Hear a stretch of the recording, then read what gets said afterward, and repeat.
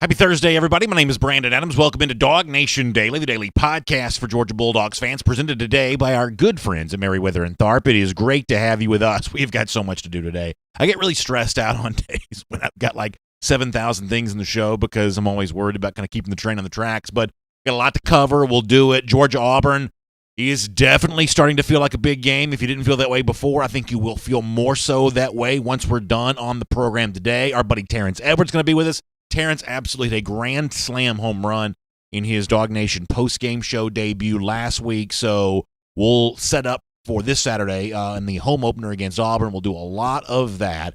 So good to have you with us. All kinds of stuff. Georgia-Auburn, the ridiculous transfer stuff from the league office yesterday, Kirby's thoughts on kind of how Georgia gets better in a couple of key areas. Let's see if we can cover it all. Good to have you with us. DawgNation Daily, the daily podcast for Georgia Bulldogs fans, presented by Meriwether and Tharp, begins right now. Today's episode of DawgNation Daily is brought to you by Meriwether and Tharp, your source for Georgia divorce. Find them online at theatlantadivorceteam.com. Presented by DawgNation.com. This is DawgNation Daily, the daily podcast for Georgia Bulldogs fans. Here's your host, Brandon Adams. So I'm going to attempt to, have a public service here. I'm going to try to do a favor for Georgia fans. And when the next couple of minutes are done, I think you'll be really glad that you were part of this. Because when I put it out on Twitter a little earlier this week of, I'm having a hard time making this feel like Georgia-Auburn week, I kind of heard back from some of you that, BA, I kind of feel the same way. It's just a little bit weird. This whole year is weird. I heard that a lot. The moving up of the game out of November, for some people is a problem, admittedly. That's one of those things that I've made probably a bigger deal about than I should for a long time now.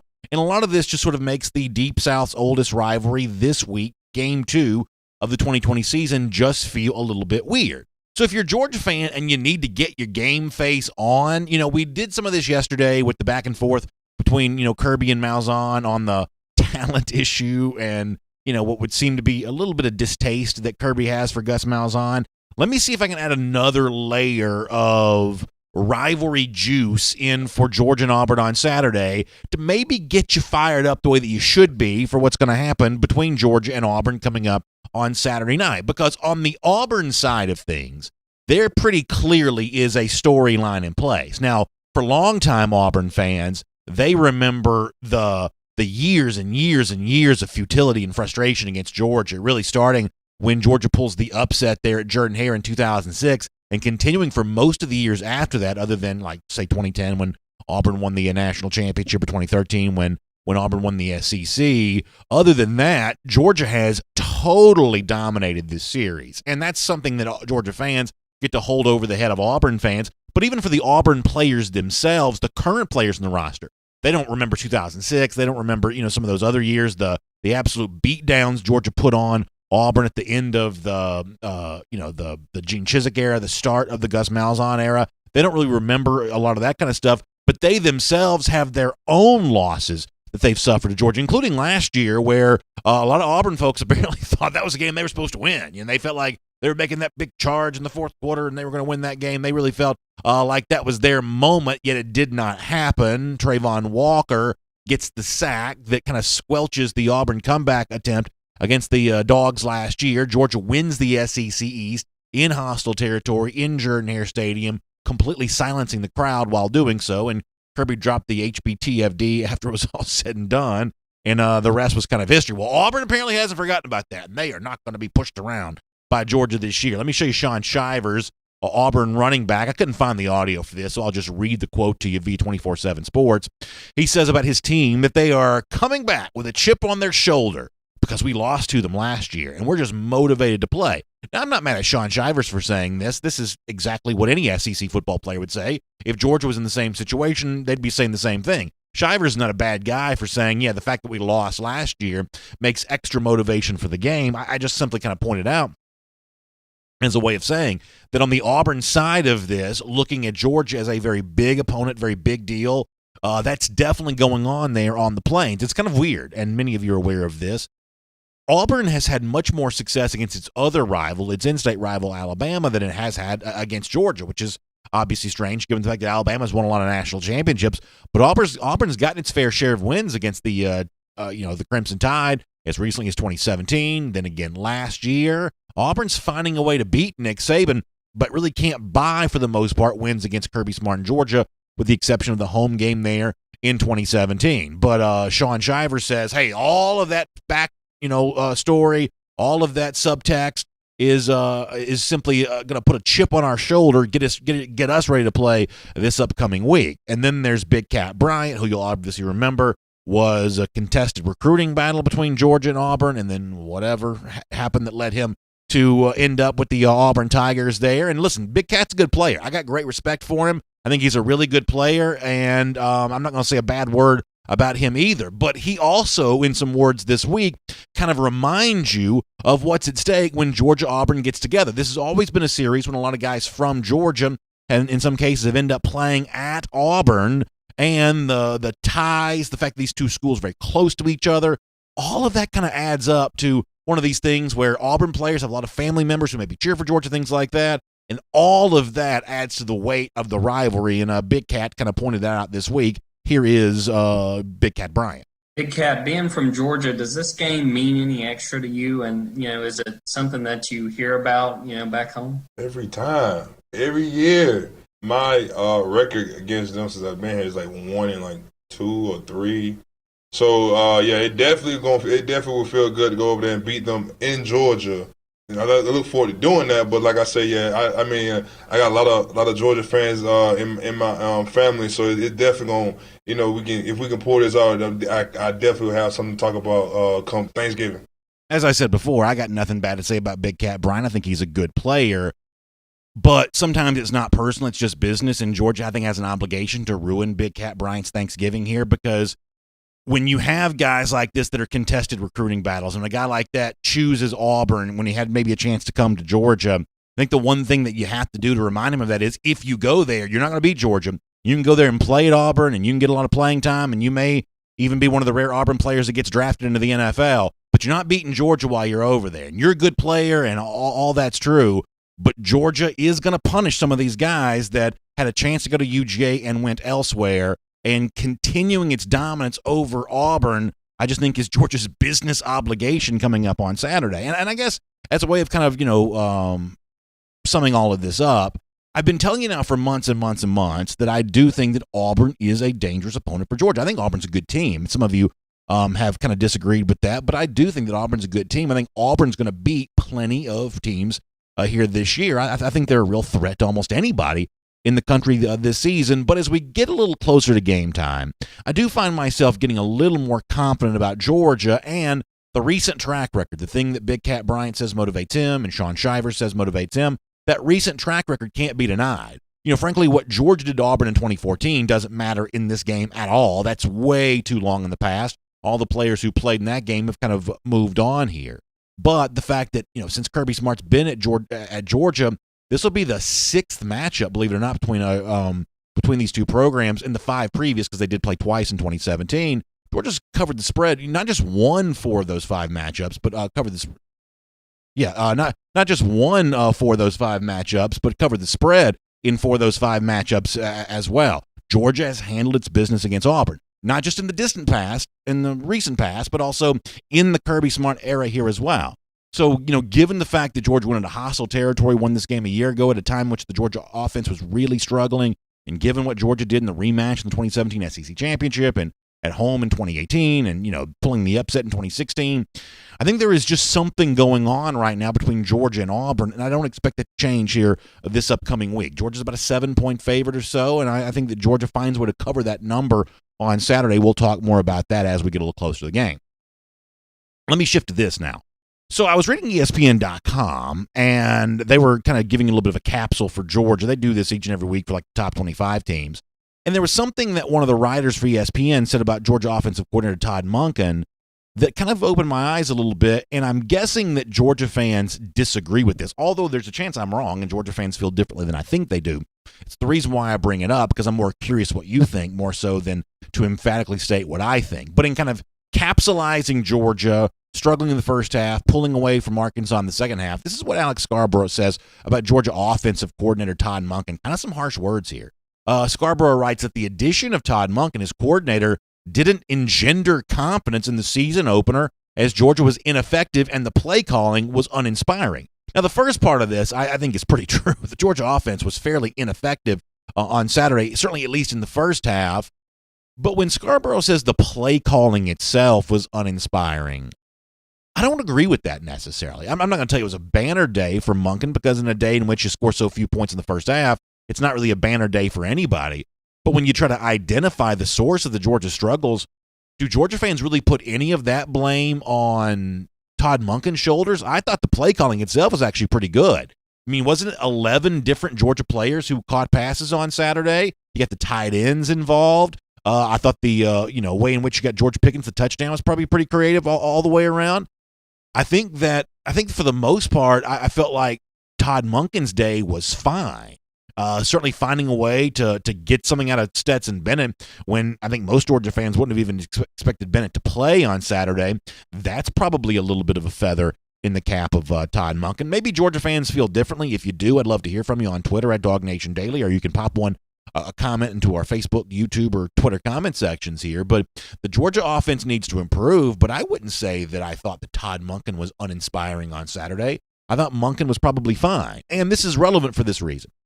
I think when you look at what's going to happen on Saturday between Georgia and Auburn, and I do give Auburn a chance to win this game, even though I don't believe they're going to. When you look at what's going to happen here, I think the matchup between the new Auburn offensive coordinator, Chad Morris, and the new Georgia offensive coordinator, Todd Monken.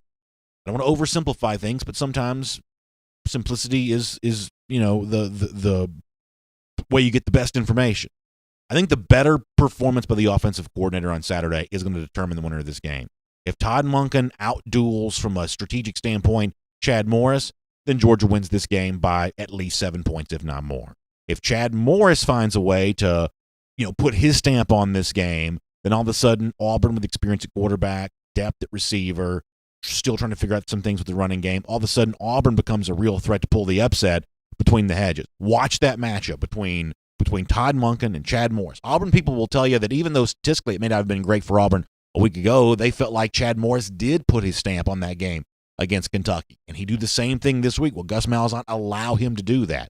I think the Morris versus Monken matchup between the two coordinators is crucial. And based on what I saw last week, I don't have a problem trusting Todd Monken in that role. The Georgia offense needs to be better, but Georgia may very well have the offensive coordinator that will enable them to do just that. My name is Brandon Adams. This is DawgNation Daily, the daily podcast, radio, streaming video show for Georgia Bulldogs fans. Good to have you with us. Big thanks to our friends at Merriweather and Tharp for making this possible. Merriweather and Tharp is your source for Georgia divorce. And listen, divorce is an unpleasant topic. If you've experienced divorce, you certainly can attest to what the feelings are around that. And yet what you may also be able to attest to, and many people in our audience can tell this story, is that the divorce process, while challenging and at times maybe frustrating, can be made so much easier and the end result made so much better by having a strong advocate on your side. That's what Merriweather and Tharp is. They've been through these things thousands of times. They have a trusted plan, a proven plan to get you made whole once again, whether it be the relationship you have with your family, your finances, everything else. An entire team of folks at Merriweather and Tharp will get the job done for you. They'll show care to you when you need it. They'll be tough when you need it. They just have all the bases covered on all of that. They are your source for Georgia divorce. You can find them online at theatlantadivorceteam.com. That's theatlantadivorceteam.com. That'll get you in touch with our friends at Merriweather and Tharp. I'll also tell you we are preempted on the radio today. Braves baseball on Athens Sports Radio 960 The Ref. We're looking forward to being back there tomorrow. And, of course, podcast, video, everything else. Good to have you with us. I'm going to get Terrence Edwards coming up in just a moment. Terrence, great insight on what's going to happen with Georgia-Auburn. Terrence also can help us reminisce on one of the great wins for Georgia in Auburn, and one of those great games that I think in Georgia history that for whatever reason kind of gets lost to time a little bit. I don't think this game gets remembered as well as it possibly should. We'll talk to Terrence about that here coming up in just a moment. Before that, though, it's Around the Doghouse, and it's delivered today by our friends at Marco's Pizza. And Georgia got some recruiting news yesterday as 2023 tight end Pierce Spurlin made his commitment to UGA, throwing out a nice graphic there on social media to make that announcement. This is a very impressive player for the class of 2023, and there's a lot to like about Spurlin. Some of this we'll do with Terrence Edwards in a moment. Some of this we'll also do with Jeff Sintel when he joins us tomorrow. But I continue, when I look at guys like Spurlin or guys like Brock Bowers for the class of 2021, when I look at some of the tight ends that Georgia's recruiting, I think there's also a story for Georgia on the field here that extends beyond just what it's doing with its, upcoming recruiting classes. Really an example. We saw John Fitzpatrick find his way to the end zone on Saturday. We saw Darnell Washington get thrown to. As I said before, Todd Monken had a good day delivering balls to tight ends on Saturday, and that, I think, sets up a really fun role for the tight end in the future of this Georgia offense. And if you read Jeff's story yesterday, DawgNation.com, when Pierce Spurlin committed, one of the things you saw was a quote that Spurlin recently gave to Jeff about how he sees tight ends being used at Georgia. This is what Pierce Spurlin says, and I think this is really good stuff. He says, the new tight ends now play a fun position. Let me stop right there for 1 minute. This has always been my dream for the Georgia offense. I want the players who play in it to describe it as fun. That's what I want. I want players to want to play in this offense because it's fun. Spurlin, who admittedly won't be at Georgia for a while, says it's a fun position now, and it's fun to watch, it's fun to play in. He says it's a really important position, and I'm glad to see Georgia using it in a different way. I think that's really good stuff there from Pierce Spurlin, the 2023 tight end. I love the idea of players who might play at Georgia saying the offense is going to be fun to be a part of. That's how you keep the recruiting train rolling down the tracks. That's how you keep guys staying in school. Maybe they'll stay that extra year because this offense is just so much fun to be a part of. I love to hear recruits calling the Georgia offense fun. Hopefully results we see on the field here this week against Auburn and in future weeks kind of back up that point. And we'll talk to Terrence Edwards more about Pierce Spurlin coming up in just a moment. It is Around the Doghouse. It's delivered by Marco's Pizza, America's most beloved pizza. Real, authentic pizza made the Italian way. Great value, great price. Also great care that the folks at Marco's take to make sure this pizza is healthy and safe for you in a time we're all thinking about that more. These pizzas cooked up in a 450-degree oven. They are then contactless delivered right there to you. So you don't have to worry about, people's, hands being all over your food. Marco's Pizza does great work, taking really good care of its customers and providing a great value as well. Go to Marcos.com or the Marcos app, and you can take advantage of some great savings right now. It's Around the Doghouse. It's delivered today by our friends at Marco's Pizza. All right, before we are done, Kirby Smart on a hot topic for this week, the Georgia offensive line and the player movement we saw at both the center and the right tackle positions. Smart will address that directly with us before we're done. But for now, getting ready for Georgia-Auburn on Saturday, let's talk to the guy who'll be a part of our DawgNation postgame show presented by the UGA bookstore. It's the great former Georgia wide receiver Terrence Edwards here on DawgNation Daily, presented by Merriweather and Tharp. It's great to have all of you with us as well. From Athens and across the SEC or wherever the recruiting trail may lead, here's a DawgNation.com insider. Last Saturday was so much fun. Our DawgNation postgame show presented by the UGA bookstore. Great to get a chance to be with Terrence Edwards for that. Looking forward to this upcoming Saturday as well, breaking down what we all hope is a win for Georgia against Auburn. And as I welcome in Terrence Edwards to the program, Terrence, I'll say good morning and thank you for being with us. And I guess I'm also curious about some of your early thoughts about Georgia and Auburn. The one thing that I noticed, and as a receiver yourself, I'm sure you've noticed too, this is a better crop of wide receivers than we're used to seeing Auburn have. They had big games, especially Seth Williams against Kentucky last week. I'm guessing one way or another, the role that the Auburn receivers play in this game and the final result is probably going to be a pretty big one, is it not? I think so too. This is definitely a better crop that they have had last few years. Man, that catch Seth Williams had last week was just crazy. That's what you really got. Hopefully, Randy Moss put it on his show this week that you got Moss, because that's what receiver play is all about. But it's definitely going to be a challenge for our secondary. But I think our secondary matches up with them very well with the 3 points that we can present to them. So it's going to be a tough matchup. It's a rivalry game, and I'm looking forward to it. Yeah, and a little bit different, too, as you said, Seth Williams kind of getting some of those Randy Moss comparisons this week. This is a guy that seems to go get it, those sort of 50-50 balls. It's very similar to what George Pickens does for Georgia, where he doesn't have to run past people to make big plays because he's just really good when the ball is in the air. And if you're Georgia defensive back here, whether it be those kind of hand fights that go on or just body position and using your strength, it's going to be important for Georgia to find a way to get up there and knock that ball out of the air. We saw this Georgia secondary, get some turnovers last week, couple for LeCount, a nice pick 6 for Eric Stokes. But battling a guy like Williams with the ball in the air becomes a really big storyline on Saturday, doesn't it? It does, and I think it's going to come down to our D-line play and our front seven play.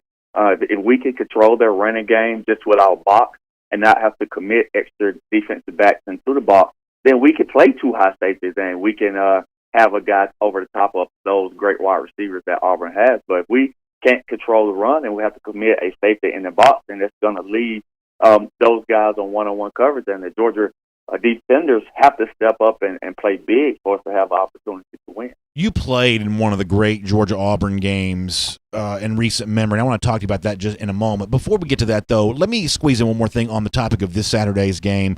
You know, I think that you and I were on the same page on our post-game show on Saturday, which was that the George Pickens touchdown, for all the credit you want to give to Stetson Bennett for what he came in and did, and Bennett, I think, really played well when he got a chance to come in and relieve for Dwan Mathis on Saturday. I don't think that George Pickens this week, Terrence, has gotten enough credit for the energy that he provided George with the touchdown that he scored, because once again, this was not one of those deals where, he just ran past people or anything like that. They just got the ball to him in space, and he made a guy miss, found his way to the end zone. Pickens only needs just that tiny little sliver of daylight, and he just has the ability to make a great play. And so the spotlight's going to be on him again this Saturday because of what he's been doing for Georgia as of late, and because this is also the school that he was once committed to, and certainly a lot of folks in Alabama remember how that played out when he left Hoover to come to Georgia. What are your thoughts on Pickens going into this week and the challenge that awaits him, both in terms of keeping up the level of play that he's had, which has been very high, but also, I guess to a degree, controlling those emotions because, let's face it, there'll be some Auburn folks trying to draw him off sides, probably, both literally and figuratively. Oh, you're absolutely correct. I mean, when you are the guy, you have to bring your game every week. It doesn't matter who you're playing. Your level has to stay on 10, and that's what he is. He's naturally a guy that stays on 10 once he steps on the football field. It doesn't matter who the opponent is. So you have to give them credit for that. And that touchdown was definitely big. It kind of sparked and put us on a roll that led us to that victory, especially in the second half. So it's going to be a high emotional game from him, I think, for the next 3 years, because I think he'll be a 3 and done. That's the type of talent he has. It's going to be, this game is going to be always circled on his calendar because he was committed, and he's from Alabama. So he's got to prove everyone wrong, and once he goes home, he has to go with, I beat you. He can't go in with a loss going back home. Yeah, I think exactly right. By the way, it's Terrence Edwards here on DawgNation Daily, presented by Merriweather and Tharp. Don't forget this upcoming Saturday, Terrence going to be a part of our DawgNation post-game show. I'll be there at the UGA bookstore after the game. And before the game, there's big action going down there as well from 5 to 7 p.m. leading up to Georgia versus Auburn in the Deep South's oldest rivalry. Legendary former Georgia coach Vince Dooley will be signing autographs. Garrison Hurst, and I'll say this every time Hurst's name comes up, I still believe that Hurst should have won the 1992 Heisman Trophy. Hurst's going to be there signing autographs as well from 5 to 7 p.m. So 2 Georgia greats there from 5 to 7 p.m. at the UGA bookstore. Then me there at the game for the DawgNation post-game show. So please stop by and see us. I'll be up there on the second floor, and go by, get stocked up, all the UGA apparel you need. Whether it's home gating, tailgating, at least some version of tailgating this year, whatever you're doing, the apparel you need to get ready for that's right there at the UGA bookstore. In fact, I got UGA bookstore gear on today, feeling great about that. Nice pullover weather outside, so throw on the quarter zip from the UGA bookstore. Always a lot of fun to be able to do that. And by the way, if you can't be there in person, the UGA bookstore, you can shop online every single day of the year at UGAbookstore.com. All right, Terrence, if you don't mind, let me go back in the past here for a moment. You played in the 2002 game for Georgia and Auburn. It was the first time that Georgia had won the SEC East. It was the exciting touchdown on 4th down that David Green threw to your teammate Michael Johnson. I think a lot of times when we're thinking about those sort of great moments of that era, hobnail boot comes up so much. This game comes up a little bit less. But as I said before, it's a win at Auburn, which back then was a really big deal. Winning the SEC East for the first time, kind of a thrilling fashion with the Michael Johnson touchdown. What are your memories, if any, of playing that game in 2002? And what did it feel like to be a part of the first Georgia team that had won the SEC East? Because for years and years and years through the 90s, unfortunately, Georgia fans had to watch Tennessee and Florida doing that. Then Georgia got its turn there in 2002. What do you remember about the game, and how did it feel to be a part of it? Well, if you can remember that game correctly, B.A., I didn't play that game. Wow. That's the game before against Ole Miss. I separated my shoulder.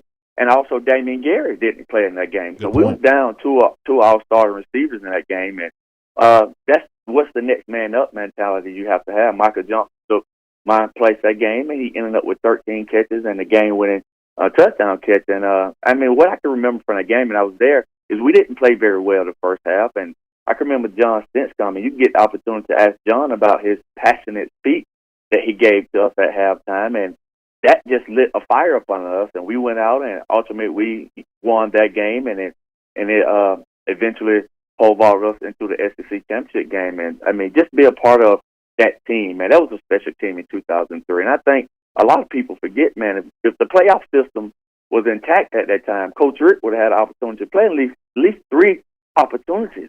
And we didn't get an opportunity to play. We didn't, and I was a part of not finishing the drill against Florida. But that team was a team that I think kind of set the bar and catapulted us to what we see today. And I'm just happy that I was a part of that team that, it's 20 years later when we get recognized that this was the team that kind of started it all or rejuvenated the program. I think that's really well said, and I think the playoff absolutely would have seen Georgia be a part of it in 2002, and I had forgotten that you didn't play in that game and Damian Gary didn't play in that game. I guess, it kind of makes a little bit more sense. Michael Johnson was a guy that, gets a chance to catch that touchdown, and, him stepping up with you guys, out of the game obviously makes a big deal there, and it is one of those great memories that, of a great game, and it's kind of fun to think about the fact that led to the SEC championship. And really even back then, Terrence, now we see Georgia beating Auburn regularly now, and Georgia hopes to keep that streak alive coming up this Saturday. But back then, to go into Auburn and get a win like that in and of itself was kind of a big deal. Just winning that game in that spot, that was, kind of a big deal even in and of itself, was it not? It is, and I tell people all the time, man, that Auburn game, man, and I'm on Florida. I think Florida is just one of the biggest, right? But Auburn is right there with them. I still get chill bumps thinking about that game. Every time I have opportunity to play Auburn, it's always a competitive, hard fought because everyone knows everyone. There are so many Georgia players on that Auburn team. It feels like Georgia West, if you want to call it. But it's a great game. One of my close friends, good buddy I played high school with, Shaquille Spike, went to Auburn. So we got this friendly banter that goes on every year with him, myself, and my brother Robert, because we are so tight, and he is an Auburn grad. So this game right here means a lot to both states, but it means a lot because there's a lot of Georgia players on this team. And I'll tell you one thing I think they have the best pregame, because when that eagle is flying around and he swoops down, oh man, it's nothing like it, and you get chills. And if you can't get up for this game, you can't get up for any game. No, I think that's exactly right. Let's talk about the Georgia offense here for a moment, in the little bit of time we have left.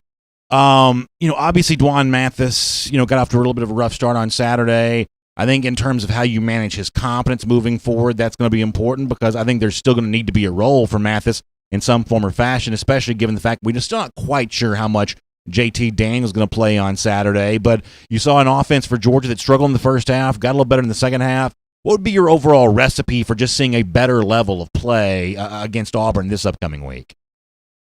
I just think we just got to sustain better third down. We got to be able to put 10, 12, 15-play drives together, and if that even happens to score a field goal, that's fine. But we got to be a consistent team that moves the ball, be able to change field position, just to give the defense confidence that they could be over and don't have to be a 3-and-out. That's a big thing that people really don't understand. Is we continue getting 3-and-out. Now the defense kind of like, okay, we don't have much time to make our own adjustments because we got to get back out on the field. Special team wise, got to continue to play well. And if the offense can play as well as the defense played last week, as well as the offense played last week, I think that's going to give us a better chance to win this game. Let me squeeze in one more thing before we let you go. Georgia got a commit yesterday, Pierce Spurlin, good-looking tight end for the class of 2023. And as I said before you joined us, this feels like kind of a new wave for Georgia tight ends. Brock Bowers is an example of this for the 2021 class of tight ends who are going to be targets, guys that Georgia's going to throw to. I know Pierce Spurlin really well. Tell us about this player and what Georgia fans can expect to see here coming up in a couple of years. Man, I met Pearson when he was in middle school. Started training him a little bit, but he really consistently came this past offseason to my academy.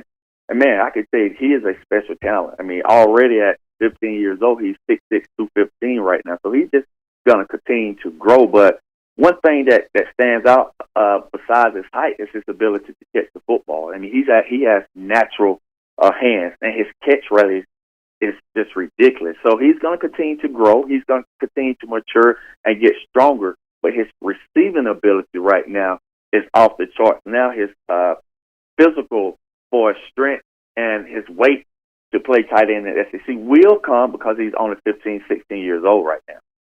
Yeah, boy, that's going to be exciting to see. A good-looking player, good to have him in the fold, and nice to be able to talk to a guy that's been a part of his development. Terrence, remind folks who maybe don't know, you're out there working, doing some personal coaching, some training and things like that. For guys who kind of want to do what Pierce Sperling has been doing here, work with you, how can they get in touch and find out more about that?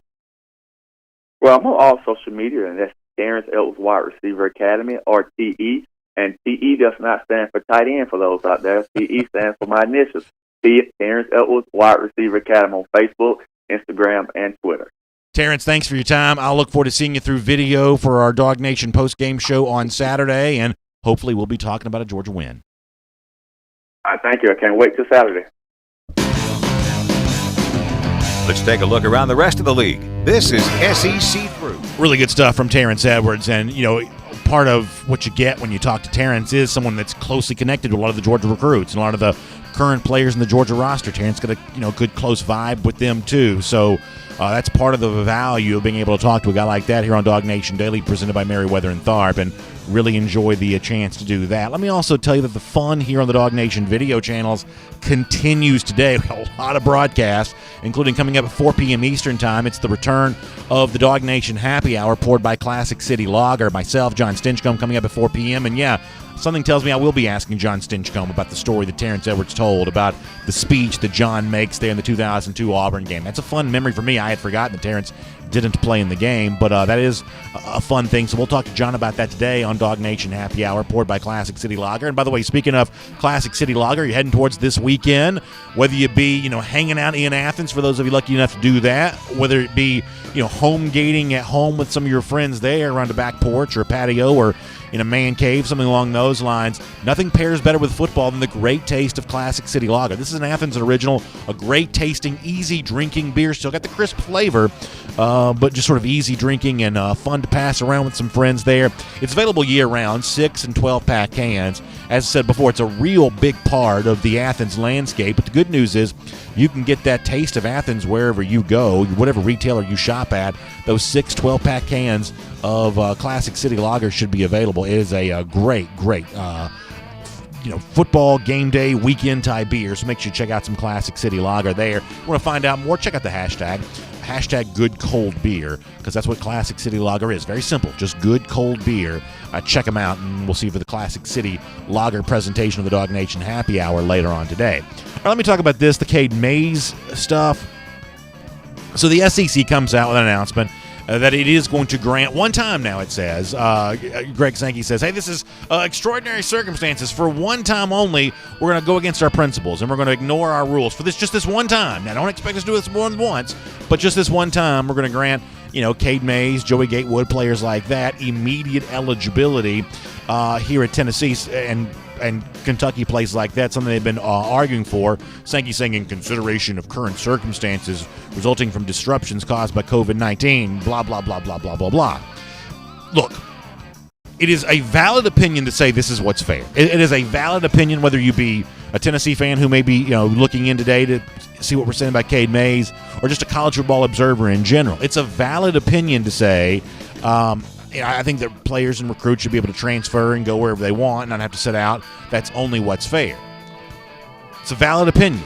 But just so you understand, first of all, there's no way this becomes a one-time thing, because the extraordinary circumstances that lead to this will just simply be used as precedent for the next time somebody wants to get the immediate eligibility in the NCAA from the SEC, and eventually the one-time transfer rule may be approved anyway.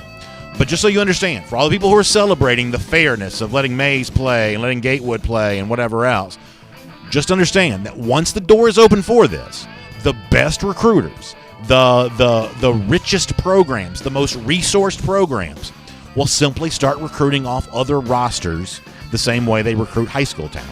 And people come back and say, well, BA, you can't do that. That's tampering. So what is tampering? Tampering is a rule? Well, this was also a rule. This rule got ignored. You think this is the only rule that gets ignored? The notion of, hey, you can't You can't transfer them to the SEC and sit out. When convenient, that rule is just simply ignored. You think that's the only rule that's going to get ignored here? You think some of the players that have left Georgia and gone other places, you think they hadn't have some contact with the school they went to prior to officially being off the Georgia roster? I'm just telling you what real life is going to be like here, that somehow, some way, the rich are going to get richer. The programs who have the best players now will continue to have the best players in the future. They will just get more and more players off, the middle of the pack, lesser rosters. It's just the way it's going to go. And how it gets there, who knows, but it's just the way this is going to end up. That the programs like Georgia that tend to have better players than the rest, that's going to continue to be true. They may just have a higher number of players who've played elsewhere in the SEC. Players that maybe Georgia didn't have a scholarship to offer coming out of high school, or maybe hadn't quite finished making their evaluation of. You see him for a year playing for random SEC team here, random SEC team there. Pretty soon that's going to be what goes down. And by the way, I don't know what Auburn has done to get as my music runs out. I don't know what Auburn has done here to get such favor from the SEC. A couple of years ago, they got back-to-back home games versus Georgia. They got the game against Georgia moved out of November to October, which is exactly what they want. And now they get this sort of transfer situation magically taken care of just a couple of days after Auburn played Kentucky, which is their old quarterback Joey Gatewood's new team. So Gatewood wasn't able to play in this game, but now he can play against anybody else going forward. It must really be tough being an Auburn fan knowing that you constantly are given these kinds of gifts from the SEC, and yet you can do nothing with them. Auburn wins nothing of consequence after being given one favor after another from the SEC. Must be tough being a Tigers fan, understanding that's the case. Couple of other SEC through stories here just for a moment.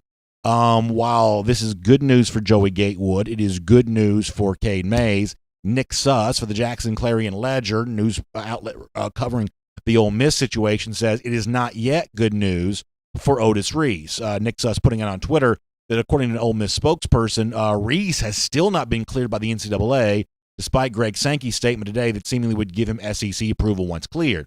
So while, as I said before, Mays is now eligible, Gatewood is now eligible, Otis Reese, who was a news story a few days ago, is not yet eligible because he has not been granted that eligibility by the NCAA. I'm assuming that's a formality, and I'm assuming that'll now soon come. But honestly, all of this stuff is very difficult to understand and kind of, difficult to predict how that plays out. But for now, it's important to know that Reese is not a part of this particular discussion. Let me just quickly shift gears on another topic for a moment, because anytime Dan Mullen is upset, I'm always entertained, and he was upset yesterday. So I guess, and this is one of those things I'm like, 10,000 miles away, so maybe I don't quite have all my facts right on this, but I think I'm somewhat right. I guess there are rumors coming out of Gainesville that Emory Jones, one of the Florida quarterbacks, was seen wearing some sort of brace or something like that on campus, which would obviously lead you to believe that he might be injured. So Mullen was asked about that yesterday and kind of got sort of upset about it and says that he's now no longer going to release any injury information whatsoever. So Dan Mullen all of a sudden now this is, by the way, after Florida for years under Mullen has been letting fans come to practice, and for the most part he's been a fairly open book and letting a lot of people inside the program, and I guess with good reason. They're having a hard time selling tickets in Gainesville right now, so whatever you can do for fan interest, I guess you have to do that. But now, in the future, Mullen, who was already upset about the fact they changed the rules so his players had to wear numbers during their warm-ups, all of a sudden now he's not going to be giving out any more injury information. So there you go. For those of you dying to hear Dan Mullen's injury update, apparently you're not going to do that. And the rumors persist that maybe Emory Jones, the backup quarterback, might be a little bit banged up there at Florida. But I don't even know why Emory Jones would even be a talking point, because I've been told that Kyle Trask is the next Joe Burrow. But nonetheless, now I'm just ranting. Let me go ahead and wrap up that as your SEC through. And here on DawgNation Daily, presented by Merriweather and Dart, let me turn my attention fully back to the Georgia Bulldogs here for a moment as we do our Kroger Fresh Take. Kroger is fresh for everyone. They provide a fresh take for us here each and every week on DawgNation Daily. And I think as you look ahead towards Saturday, there's obviously a key storyline in plays, which is for Georgia making sure that what has been one of its team's strengths remains strong going into this game on Saturday. Georgia needs to run the ball as well against Auburn this year as it did last year at least, something in which it was probably a little bit deficient last week against Arkansas. And when you look at the reasons why, obviously, you pay attention to the Georgia offensive line. As we gave you yesterday, our buddy SEC Stat Cat on Twitter saying Georgia getting fewer than 2 yards per carry before contact last week. That speaks to some issues with the offensive line. The other thing that kind of speaks to those issues, the fact that Georgia did rotate both Warren Erickson and Trey Hill at center a little bit. There was a rotation involving Warren McClendon and Owen Condon there at the right tackle spot, seemingly suggesting those things a little bit unsettled. But when Kirby Smart was asked about that this week, he kind of downplayed the nature of those personnel movings and, basically trying to make less of that than maybe some of us would make on the heels of what was not seemingly a great day for the Georgia offensive line. This is what Kirby said about that. Well, those battles will continue all year. To be honest with you, if we didn't think they were the best players, they probably wouldn't have been there in the first place, right? So there's 25 plays, 25 practices. It's a body of work. And I think a lot of times people think you're going to magically fix it with a change. You got to get your players to play better. And where you have an opportunity to make a change or you've got a competitive battle, you certainly got to use it that way. Warren McClendon and Owen continue to work at right tackle. They both played in the game. And that was really the first real game action. When I say real, Warren got to play some in the past, but Owen and Warren both getting in their first real game action, they're going to grow and get better. I think what Kirby says there is true, that there is a degree to which what happens in a game, especially the first game, is a small sample size. And making too big of a deal of what may have been some struggles for Condon or may have been some struggles for Hill, there is a way to make too much of that. That's true. However, when it comes to Hill in particular, he's supposed to be one of the bedrock members of your offensive line, one of your 5 best, almost for sure, but also at that center position, one of those guys you feel like you have strong trust in. Right tackle is one of those things where I kind of expected that to be a work in progress for Georgia most of the season anyway, whether it's Condon, whether it's Warren McClendon, whether it's one of the freshmen like Tate Ratledge or Broderick Jones who eventually gets a look there.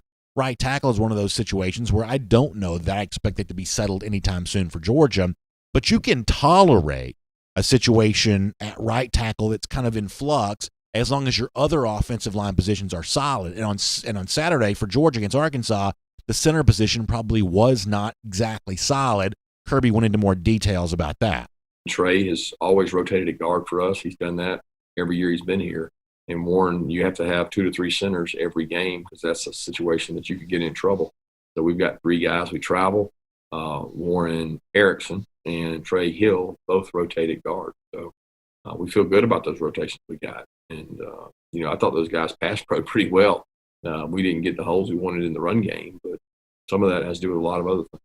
Listen, that goes without saying that center quarterback exchange is crucial. There's no doubt that Trey Hill needs to be on the field for Georgia.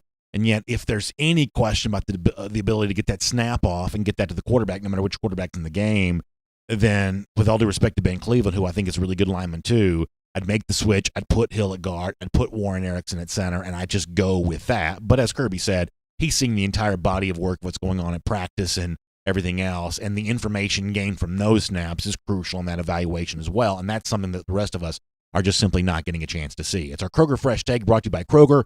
Kroger is fresh for everyone, and Kroger's also a proud sponsor of the Atlanta Braves, and they've got all your home gate supplies as you get ready for Braves playoff baseball. What a thrilling win it was yesterday for the home team. Walk-off fashion, deep in extra innings against the Cincinnati Reds. They get going here again today at noon, so you can go to Kroger.com and get stocked up all of that as the Braves mix it up for the playoffs. You may have seen some of that celebration stuff they've been doing so far this year. I know my kids get a big kick out of all of that. Braves mixing it up for the postseason. Kroger, a proud sponsor of the Braves as they make their postseason run. So go to Kroger.com and learn more about how you can get stocked up for the Atlanta Braves and a postseason celebration that is ongoing right now, especially after a big Braves win yesterday. I hope you go to DawgNation.com today, and one of the things I hope you check out, really good piece from our buddy Connor Riley on new Georgia kicker Jack Podlesny. I think that Pod's day on Saturday was a part of what I thought was a really good day for the Georgia special teams. Now, Kirby Smart kind of downplayed some of that, and yet I think my overall evaluation is going to stand that I thought the Georgia special teams seemed to do pretty well on Saturday, and I thought, maybe unlike any of us would have expected, Pod's field goal there at the end of the first half, his first ever, field goal as the Georgia kicker, I thought there was actually some real pressure to that. And I know he, took a couple, tries after the Sam Pittman timeouts, but nailing it when he needed to. A great start to his Georgia career and a really good look at him at DawgNation.com if you want to familiarize yourself with him, both with the coach of him in high school, Rodrigo Blankenship, weighing in on that. Make sure you check that out from our buddy Connor Riley at DawgNation.com. By the way, on Gatorhater Updater front here, how about 1,433 days? We'll see you tomorrow. It's DawgNation Daily, presented by Merriweather and Tharp. And on video. Time now for R.S. Andrews' cool down. So I feel like we kind of got it all in today. Probably a little ranty there for a moment on the transfer thing. I'm not in favor of the transfers within the SEC because it's going to be chaos. This is like anything else in life. This is exactly what people think they want until they actually get it in place and they realize that life is just not quite as magical as they thought it was going to be. You're forced to deal with reality on reality's terms, life as it is, not how you wish that it was.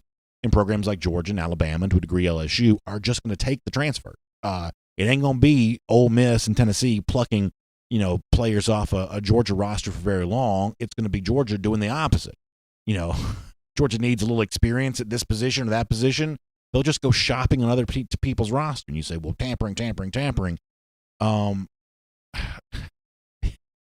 Trust me, this is how it's going to work out. All right. Let me I'll go to YouTube first today because I believe I did start on Facebook yesterday. We'll get some of your comments, and then we will move on after that.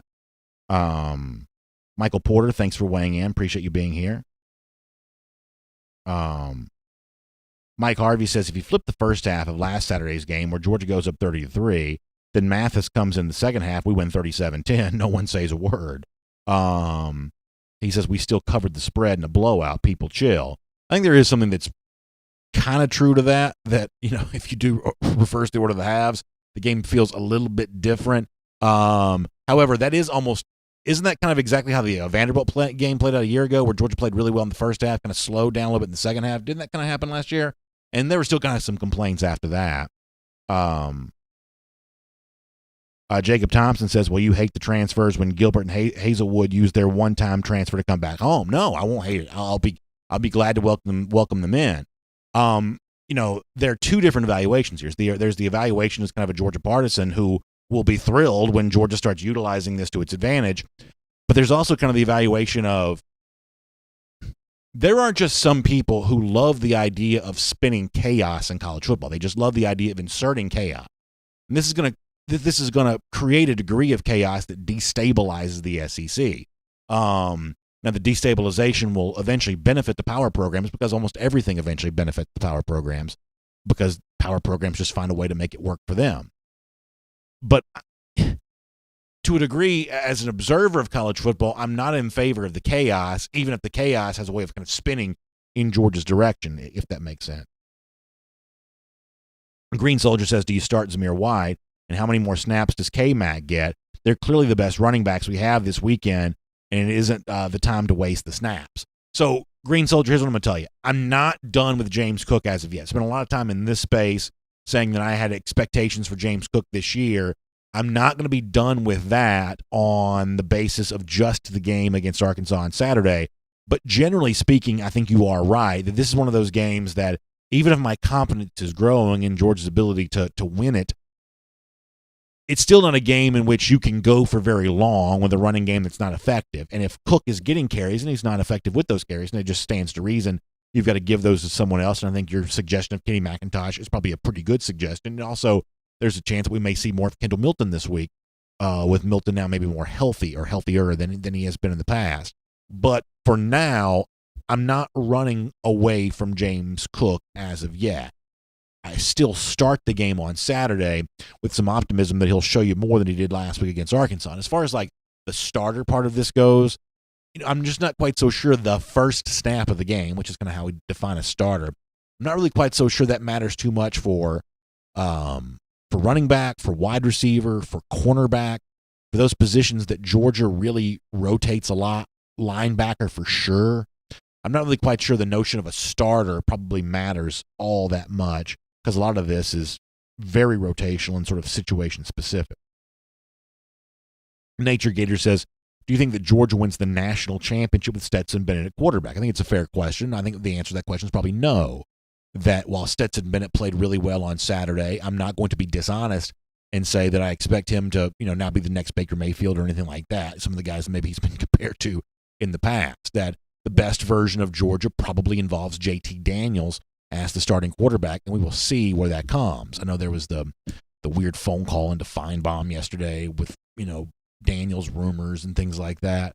But it's a fair question for a non-Georgia fan to ask, and the best version of Georgia probably does include JT Daniels, and I'm not quite so sure when we'll get a chance to see that and if that'll come to fruition for Georgia this year. I'm not sure about that. DogFan3 says Pickens needs at least 10-plus receptions, and I would say that the ability to still deliver the football to Pickens, even when opposing defenses are trying to take that away, I think that is important. And by the way, Kevin Steele defense on Saturday I thought played pretty well for Auburn again, even with all the losses from last year's team. This is still a pretty good Auburn defensive team.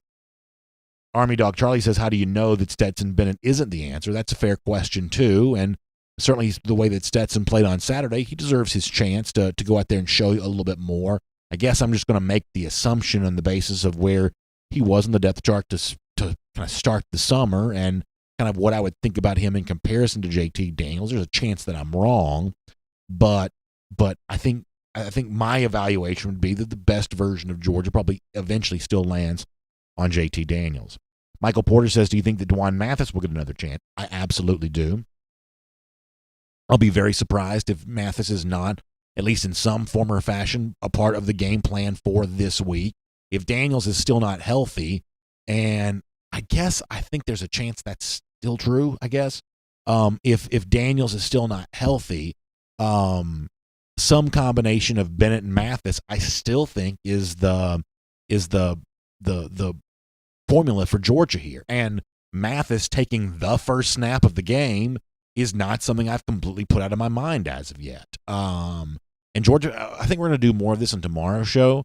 One way or another, Georgia fans, you got to be, you got to stay in that young man's corner, because when it comes to some of the things that he brings to the table, I think before the season's done, assuming that we're a ways away from Daniel just being healthy and fully taking over this quarterback situation, assuming that we're a ways away from that happening, or possibly considering it might not happen quite yet, because I've said before, my expectations remain tempered for him too. Some form of what Mathis provides for Georgia will probably be needed again at some point this year. It may even be needed on Saturday. So you can't run from Mathis. You got to stay in his corner, because you're going to probably need him before this year is done, and maybe as soon as this week. So, yeah, I would expect Dwan Mathis to still be a part of this coming up on Saturday. And as I said before, I haven't completely closed off the idea that he could take the first snap. Jacob Holland says, get on Facebook, fool. All right, here I am. I'm here now. Keith Old says we will need all of our quarterbacks this year, and I think that's true.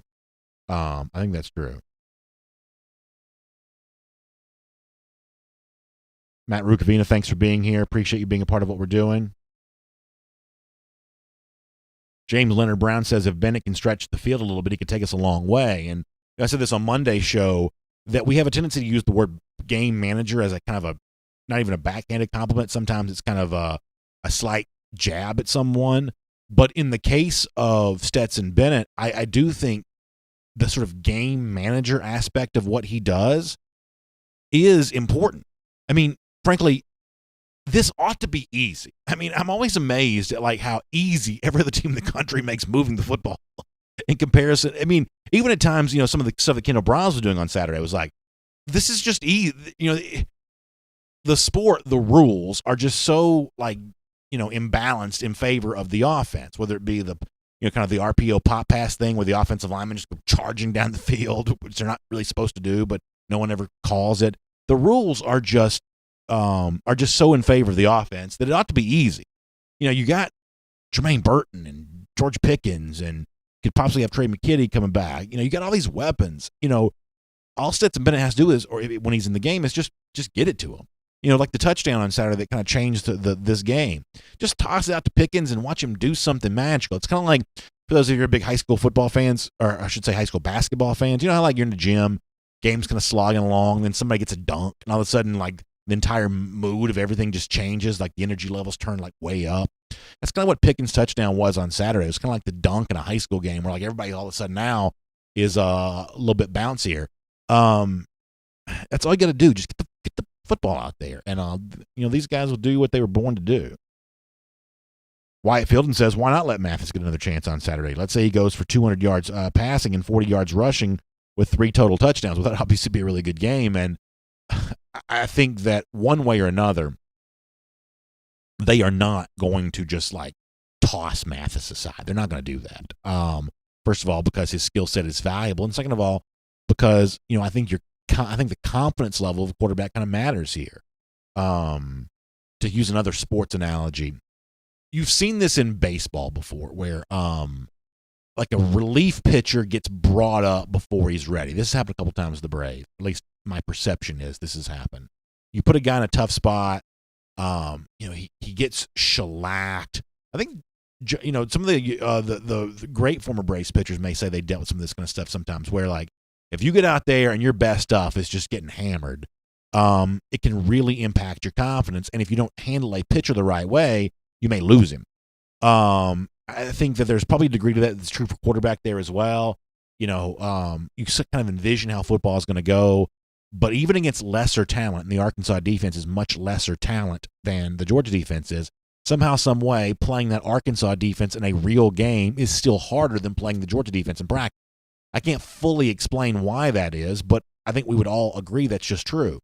Playing someone who's intentionally trying to confuse you and intentionally trying to stop you is just harder, even if the talent level is lesser. Real game action is just different. And so that can mess with your confidence, kind of screw with you a little bit. And so handling Dwan, keeping his head in the game, I think Kirby's going to actually be pretty good at that because I think this aspect of football, Kirby really understands really well. He's good with the psychological stuff. I do think that's true. We see him come down hard on people sometimes, but he also, I think, kind of knows when not to come down hard on people. And he's going to keep Mathis' head in the game there for sure.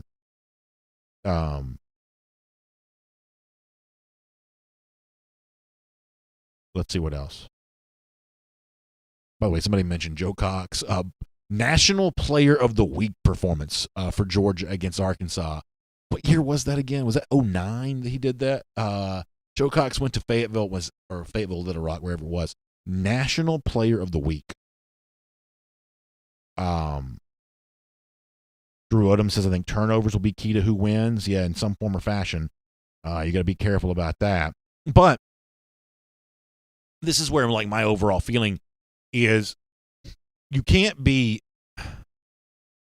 so careful to avoid turnovers that you don't take any big shots down the field. To use a tired cliche, scared money doesn't make money. So you can't, you can't go into a game saying at all costs we're going to avoid turnovers, because the at all cost part of that ends up being not taking the big shots down the field. And by the way, that's where Dwan Mathis can be really valuable for you as well. In addition to what he does with his legs, there was that throw in the first half to Pickens was an incomplete pass because the ball's thrown out of bounds. But Mathis really hummed it. He's got a big arm. He does. I would say probably a bigger throwing arm than what Stetson Bennett brings to the table almost for sure. I thought that Bennett made some nice throws for Georgia on Saturday. But when you put Mathis in, it's not necessarily an obvious running play. That could be your big moment to take the big shot 50, 60 yards down the field. And obviously for now, I'm kind of assuming that JT Daniels, I don't know. I'm sort of assuming that the Daniels thing is still not quite settled. And I guess I'm sort of assuming that when Daniels comes in, that the results will be, not quite, football messiah. At least not quite yet. Zach Dempsey, I don't know what your comment means, but I do think it's funny. Ken Feinberg says, and Eason has a bigger arm than Fromm. Yeah, Eason did have the big arm, and there's obviously more to quarterback than just that.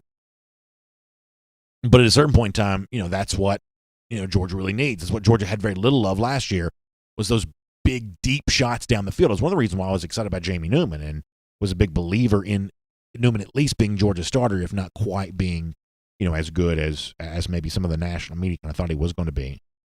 Wayne Kirkland, the subject of Darnell Washington. Yeah, Darnell he's a real spectacle. And I mean that in a complimentary fashion.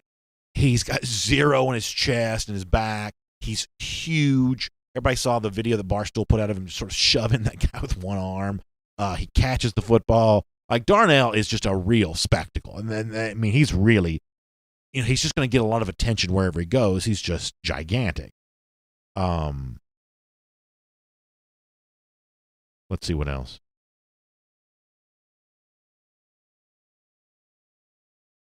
We get a couple more on Facebook. I'll go back to YouTube in a moment, too. Danky Banks hoping to see more from Matt Landers. We'll see how that goes on Saturday. Mike Gay says, with everything that happened in the first quarter, it wouldn't have mattered who the quarterback was. I would certainly say that Georgia had some self-inflicted wounds that went beyond what Dwan Mathis was doing. I think that's fair. Nicholas King says, I just want the quarterback who's going to play the best in the day it matters to win the game. Bennett won the game last week. Could be someone else this week. And that may be the right attitude. I mean, I don't think that Georgia is likely to get great quarterback play this season. But I still am of the belief that good quarterback play can be enough to get Georgia to where it wants to go. And it could take a combination of a few guys to provide that.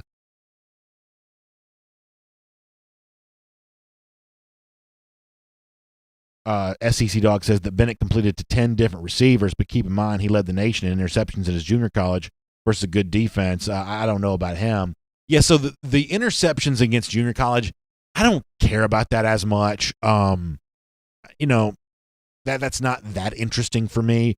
Maybe that's a factor to keep in mind. I do think that the number of receivers that Georgia got involved on Saturday is probably a pretty good thing. It's one of the things I mentioned during the regular show that, to me, that speaks to a pretty good game plan by Todd Monken, or at least good execution of his game plan during the game. I think that, can Georgia beat Auburn on Saturday if Stetson Bennett plays quarterback? I do believe they can. I do believe they can. They're going to have to run the ball better, and they're going to have a top-flight defensive day. But Stetson Bennett's presence in this game on Saturday is not a disqualifier from Georgia. Could Georgia beat Alabama with Stetson Bennett? I would probably hesitate to say that unless we see a lot more from him leading into that game. So I'd hesitate to say that Stetson Bennett could lead Georgia to Alabama, and I might hesitate to say that, as one of our commenters mentioned before, you could go all the way to the college football playoff with Bennett playing a full season. I'd hesitate to say that for right now. But could Georgia win this game on Saturday with him? Yeah, I think it could. And then after that, who knows how our evaluation of Bennett possibly changes. Hashim Spike says that Burton's going to emerge in a big way. I totally agree with Hashim on this. I think that Burton's a huge part of the Georgia offense. Scott Harris says it's going to take a defensive touchdown on Saturday. Very well might.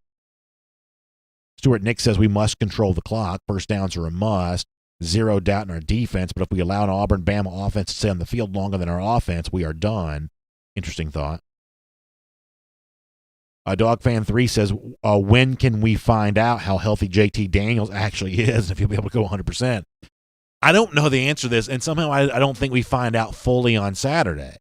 And maybe I'm wrong. Maybe this is going to be one of those deals where JT Daniels comes riding out on a chariot at the beginning of the game and just throws 9 touchdowns and plays every single snap. Maybe that's going to happen.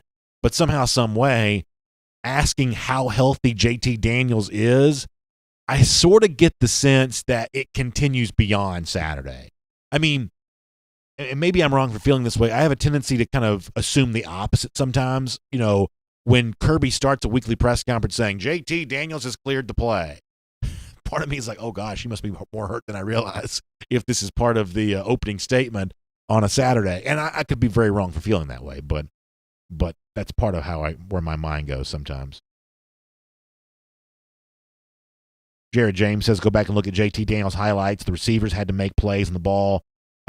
He wasn't just putting it on the money. I don't think anybody would say that JT Daniels had a great freshman season at USC. I think the evaluation of that becomes a little bit difficult of, what was of that on Daniels. This was, I believe, an inferior game plan that USC had in 2018.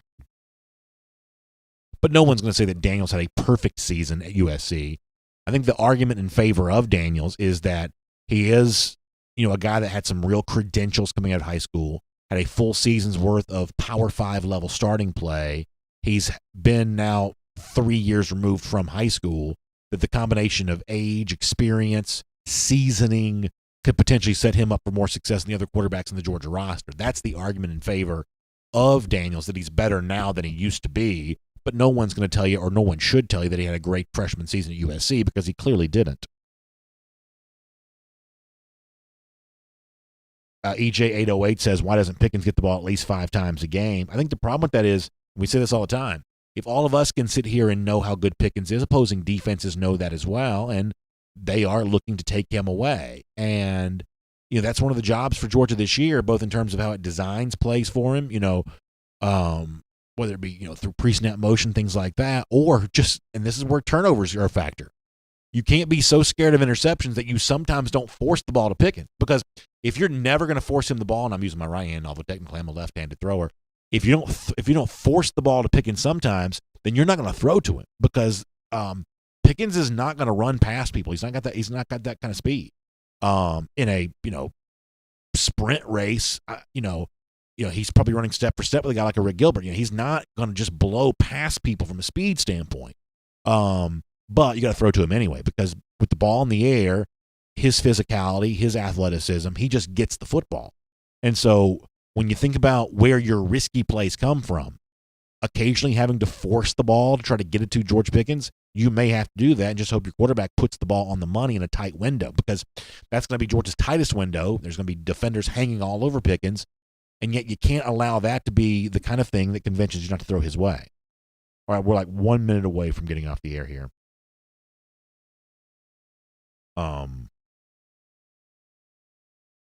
Richard Sheffield on A-Rod. Yeah, I thought A-Rod had a bad day yesterday. Ooh, boy. A rough day for Mr. Rodriguez.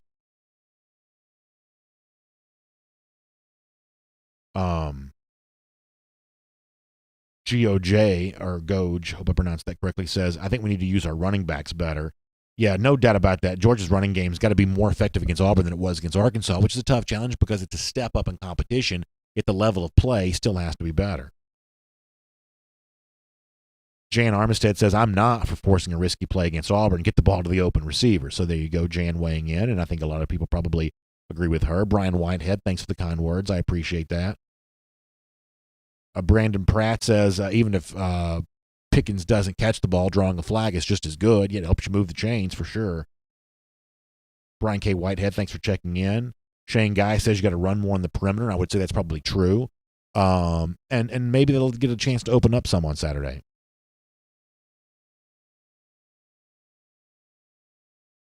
Dale Riley reminding us that Georgia's 12-3 against Auburn since 2006. You'd love to see that.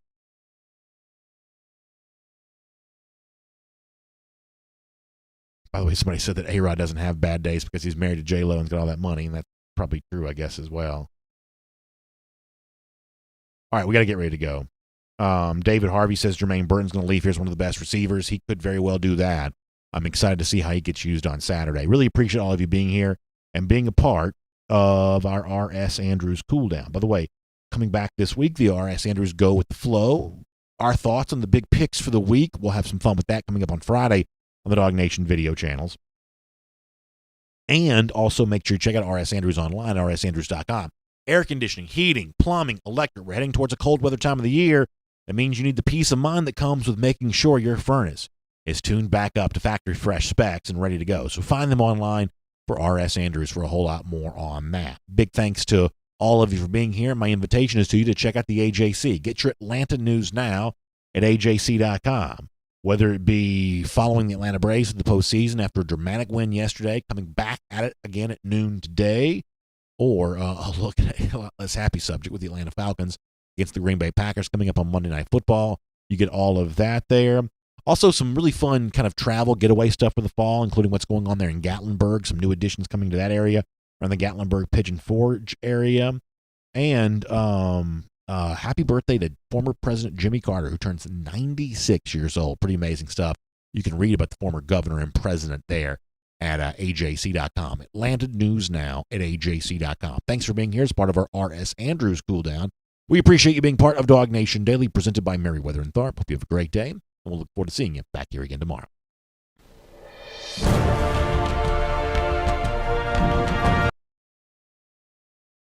For more DawgNation videos, check out youtube.com/DawgNation.